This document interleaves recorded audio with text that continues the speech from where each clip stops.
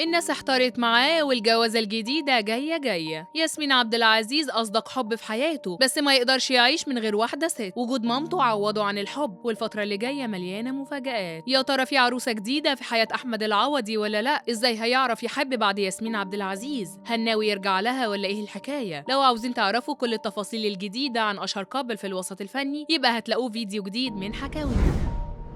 الفنان أحمد العوضي اتكلم لأول مرة عن زوجته السابقة ياسمين عبد العزيز من بعد انفصالهم، وقال ياسمين هي أصدق حب في حياتي، مش هقدر أقول غير كده، علشان عشت معاها مواقف وأيام حلوة عمرها ما هتتعوض، وإن حب المراهقين مش أصدق حب في حياته، ده أصدق حب كان ياسمين طبعا. العوضي شايف إن الست مهمة في حياة الراجل، وقال مفيش راجل يقدر يعيش من غير ست، وخاصة لو مفيش أم أو حتى أخت، ولو في أم ممكن تعوض غياب الست، لكن لو مش موجودة كمان بتكون الست مهمة جدا. وطبعا هو لا عنده أم ولا أخت، اللي يقول إن الست مش مهمة في حياة الراجل يبقى دماغه تعبانة، وما ينفعش يقول كده أصلا. وفقدان الأم هي أصعب حاجة ممكن تحصل للشخص في حياته. طبعا الكلمتين دول يمهدوا إنه ما يعرفش يعيش من غير واحدة في حياته، واتكلم عن نظرته لأهمية وجود الست في حياة الراجل، وإن الست مهمة جدا، وربنا لما خلق سيدنا آدم خلق معاه حواء، وده اللي خلى الناس تتكلم على إنه ناوي يتجوز، سواء ياسمين رجعت ليه أو لأ خلاص ما بقاش فارق، هو كشف اللي في نيته وعاوز إيه من الحياة. ناس شايفين إن أحمد العوضي من حقه يعيش حياته من تاني ويتجوز ويخلف والدنيا تبقى حلوة زيه زي أي راجل في الحياة، لكن في ناس كتير بيحبوا علاقته هو وياسمين عبد العزيز، وبيتمنوا إنهم يرجعوا لبعض النهاردة قبل بكرة، وشايفين إن الصح يرجعوا لبعض علشان في بينهم حب واضح قوي للكل ومالوش داعي إنهم يكبروا. أحمد العوضي اتكلم عن موضوع لجوءه لطبيب نفسي كمان، أهو يمكن عدى بأزمة ولا مشكلة احتاج فيها الدكتور يحلها، بس هو قال إنه ولا لجأ لدكتور نفسي ولا غيره، وبيحل مشاكله بنفسه، وما حسش في يوم إن عنده مشكلة تعبته نفسيا.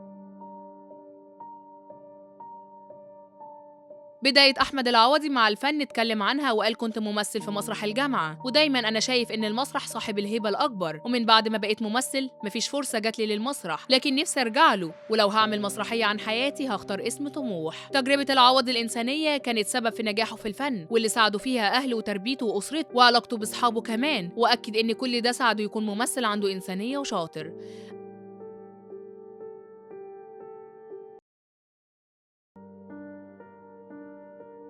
أحمد العوضي بيحكي إن عنده قضية معينة وما كانش كاره ولا رافض إنه يكون ابن منطقة شعبية ومن بيت مش غني ولا متوسط، ولما كبر افتخر بنشأته وعاش عيشة أهله من وهو صغير وحتى لما بقى نجم. شاركونا انتوا كمان برأيكم، هل كلام العوضي عن ياسمين عبد العزيز بيقدم احتمال إنهم يرجعوا لبعض الفترة اللي جاية، ولا هيكون في عروسة جديدة؟ قولوا لنا رأيكم انتوا كمان في التعليقات.